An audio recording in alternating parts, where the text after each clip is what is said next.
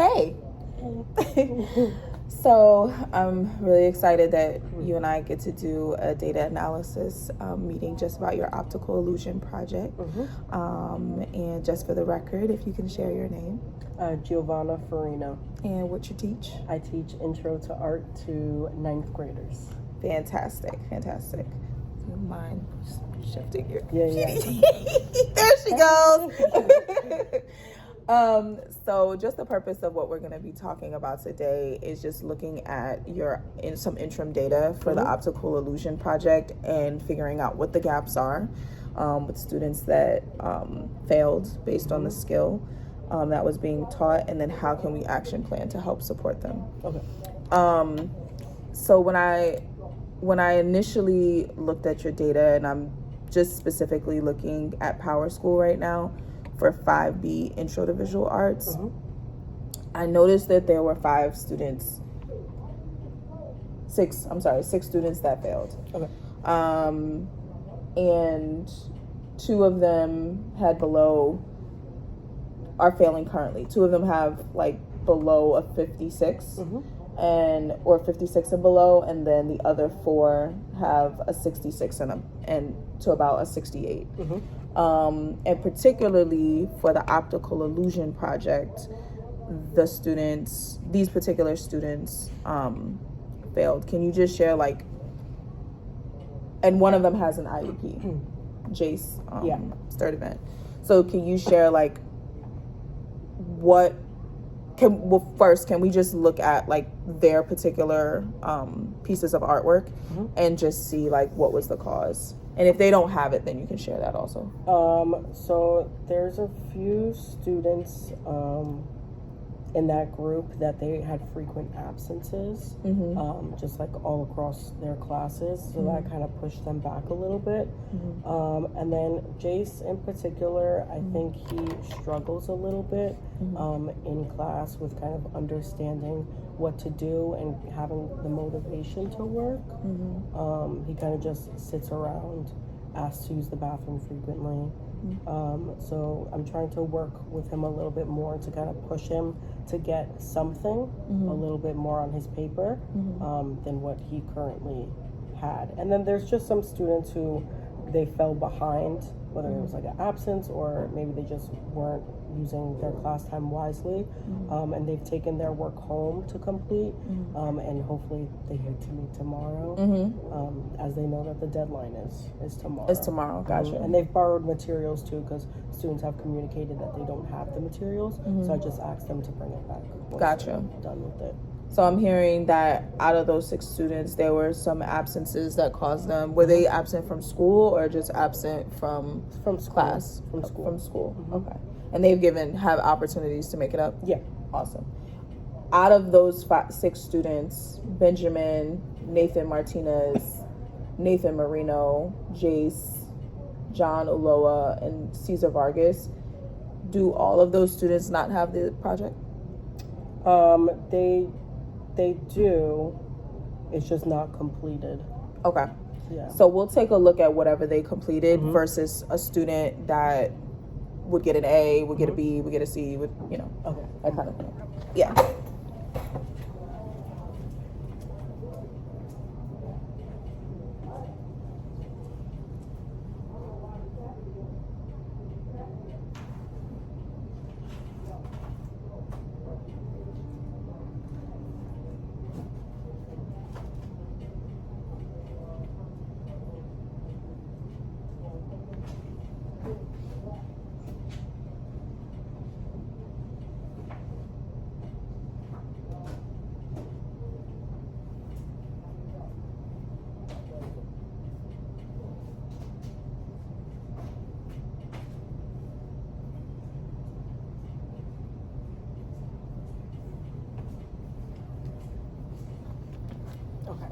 So this would be an example of a student who would get an A. Their lines are clean and their shading has a range of values from light, medium to dark. So it kind of gives the effect of depth, it kind of looks like it's wrapping around. Do you have the rubric with you? No. I could pull it up on my computer though. Okay. Okay. So this one is Jace's.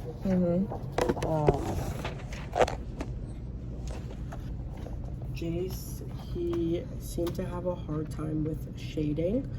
I told him not to worry about this middle section because with an eraser we can erase it, but I wanted him to kind of continue with getting his darks and his middle tones as best as he can. So for Jace, has he been shared that because it seems like, well, first of all, first question is like, how long did they have to do this project? I would say 7 classes. Oh, so they had time.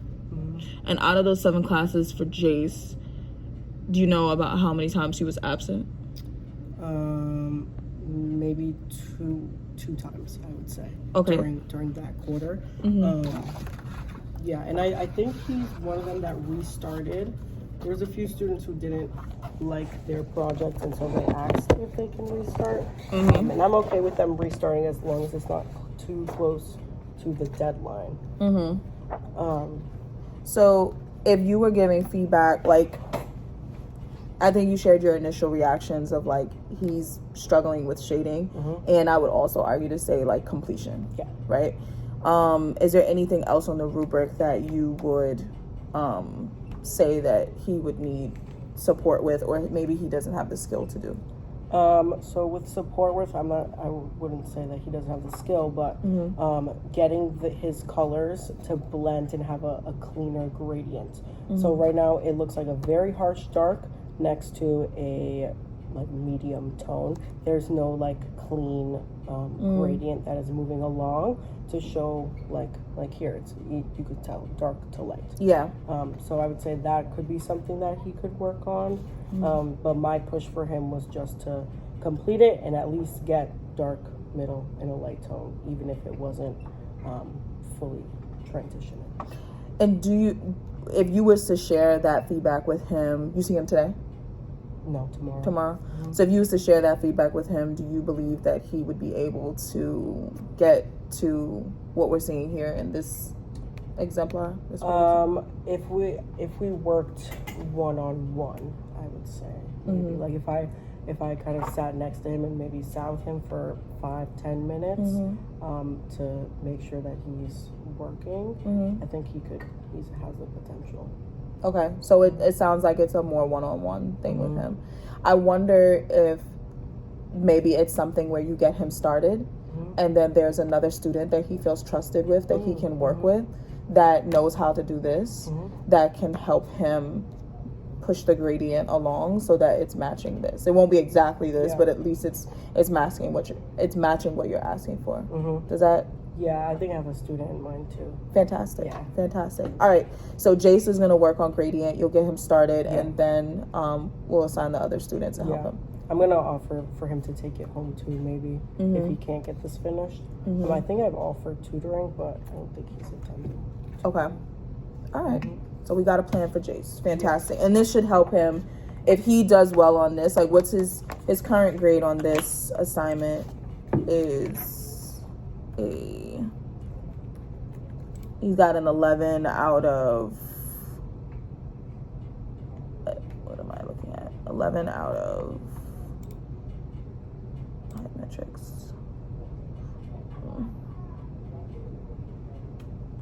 Do you know what the assignment is out of? Sorry, I'm looking at it's out of 20. Oh, out of 20. Okay, so he's currently failing that. So if you put in the grade, like, let's say he got a 20 out of 20. Right, let's see where it would bring his grade to.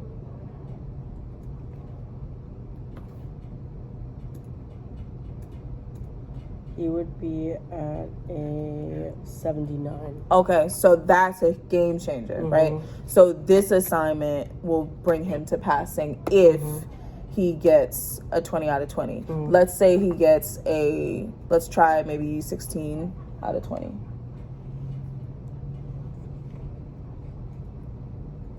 He got a 16, which would be an 80. We'd be at 74. Okay, so if he at least got an 80, he would still be to passing. So I think sharing that with him, like, he has the teacher's support that you'll help get him started. Yeah. He needs to at least get to an 80 in order to pass the class, right?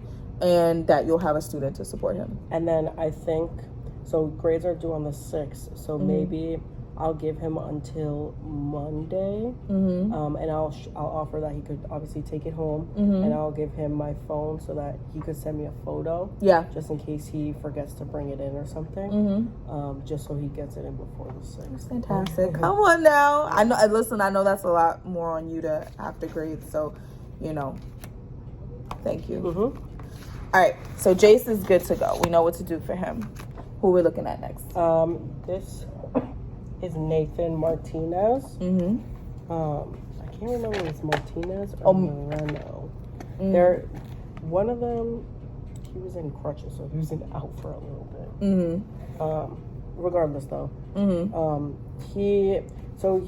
his shading is pretty good. It's just, again, it's not very complete. Now that I remember, this is Moreno. Oh, this is Moreno? Yeah. Okay. He was out for maybe 3 days or so. But I've offered to give him extra time, and I told him to take a pause on our current project to focus on this because it's a major assessment. But it doesn't seem like he completed it too much. I started this little section for him just to show him how shading works, and it seems like he got it nailed down. I would just say filling in those gaps where you can see the white would be a push, just because it's not super clean. But I think he knows what he's doing. He just has to do it. And I think his seat is not the best seat for him. Where he sits, he kind of has like goofy people around him, so he's constantly like laughing and stuff. He's very quiet. So I think he needs a better placement for quarter 2, especially. Where are you thinking about? Well, first of all, do you see him today? This is all tomorrow. Tomorrow? Yeah. So when you see him tomorrow, are you thinking of changing his seat or waiting till quarter 2? I'm gonna wait until quarter 2. Okay. Just because I'm changing all the classes, not as a punishment, but just like a freshen up type of thing. That's a great idea. So for him, it's more about the people he's around that's helping him complete the work. What's your idea about tomorrow for him to complete this? Like, if we know he's gonna be around his people, and his seat is not getting changed until quarter 2, what would be your solution to help him complete the project? If it's not a skill thing, it's more of a social thing. Like, what would be your suggestion? Maybe just having the conversation of, because what is his grade right now? 68. So he's right there. Yeah, so maybe having the conversation of if he completes this, like, he can pass. And also, I've been trying to remind students that if they get an 83 or more for the year, they don't have to take the final. Correct. As like a little motivator. So maybe just having the conversation about that and just like getting his grade up, just so he could not take it possibly. Because I don't want to move his seat. Because I feel like that'd be, I don't know, like not uncomfortable, but you know what I mean? Just more. Yeah. Like, I don't want it to feel like targeted. Absolutely. Yeah. I think that's a good assessment. Where I would push is just providing a rubric for him to follow along. Yeah. And then, like, when students start to go back into this project tomorrow and they have the independent practice, just having the students start, not moving from the front, and watching to see if he gets started right away. Yeah. And making sure all of them get started, because you do that really well. But then once like a minute or 2 is done and you have scanned the room to see that every kid is doing what you're asking them to do, then going over to him immediately, and he is your constant touch point. Hey, are we almost there? This is what you need to fill in. Here's the rubric. Just the reminders so that he understands, like, listen, you're at a 68, you gotta at least get a 16 out of 20 in order to pass. And he has the capability, so I think just giving those affirmations and reminding him of the skill he has to be able to complete it. Yeah, definitely. Make sense? All right. So Moreno, we got. Mhm. This is really fantastic. Who did this? Micah. Micah. He's cool. This is beautiful. It's very Halloweenish. Yeah, he said that too.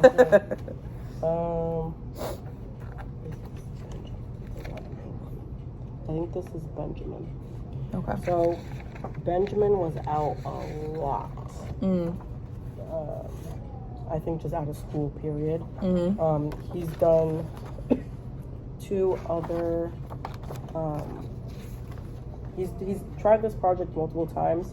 For this one, he ran into, okay, my squares are way too small. This is gonna take me forever. As well as this one, he was just kind of like, all right, they're too small. I'm gonna restart. So this is what he ended up getting. And I think he's definitely capable of just getting it done in class, but you just have to keep reminding him to keep pushing until he finishes, just so he can get it done.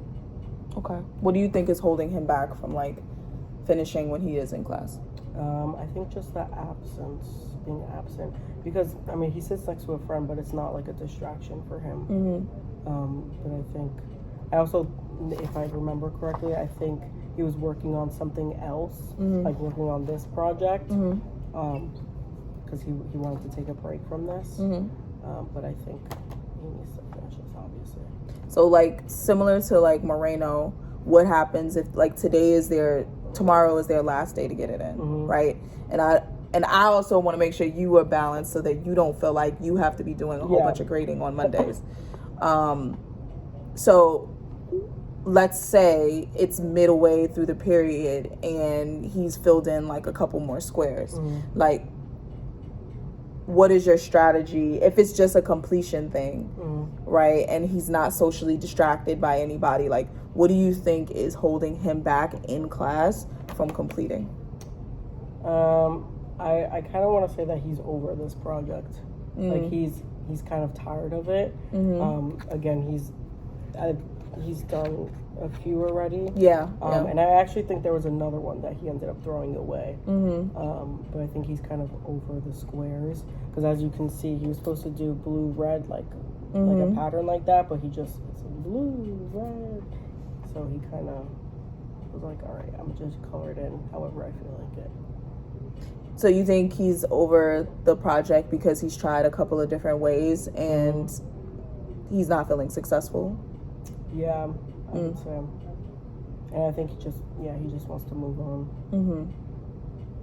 But let's say he gets an 80, just to say. That'll bring him to a 60. Now there is another assignment that he needs to do that could get him to an 85. Which it's a pattern practice that takes not too long. I don't know.